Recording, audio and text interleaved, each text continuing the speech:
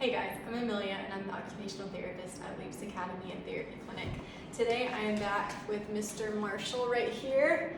He has grown quite a bit since our last video, if you can tell, just a couple weeks ago. Today he is super interested in our occupational therapy activity up here, so I'm trying to kind of keep him in my lap as best I can.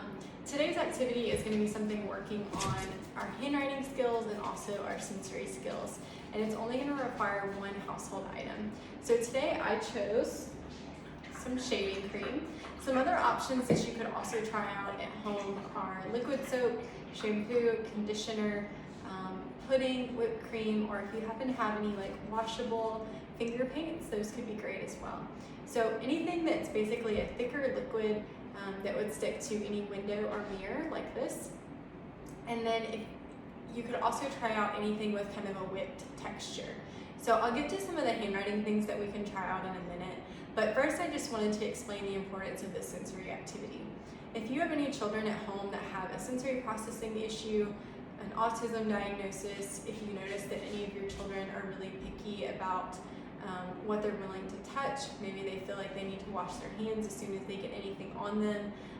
If you have any children who are really picky about what they're willing to wear as far as the texture and how it may feel against their skin, and even if you have a child who just seems like a really picky eater, all of these things would be great for a sensory activity, because the more that we can expose them to different textures and they get used to touching those things, and that we introduce them in a really fun way, it's something that they're going to realize, you know, this isn't so scary, it's not something that really bothers me, this can actually be fun, and I, should be willing to touch these different things in my environment.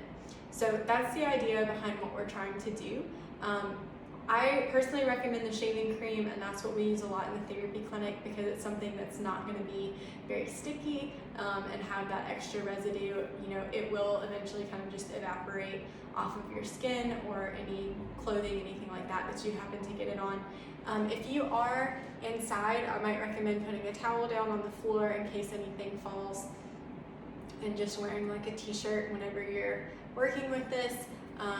If you have the opportunity to go outside and enjoy some of this beautiful weather, kind of get out of the house while we're all feeling a little bit stir crazy, just find an outdoor window that y'all can reach and try the activity out there. So what we're going to start out with, developmentally, we tend to see kids first kind of practicing some scribble motions like this, and that's what we'll see in the shaving cream, as well as you may have seen your kids just kind of scribbling on paper with crayons or pencils. So that's great, and that's the first thing that we see, but what we really want to be encouraging them to do is working on our different lines, shapes, and letters. So the first thing that you're going to see them do is practice that straight line. So if they're not already doing it, that's something to be encouraging them to do.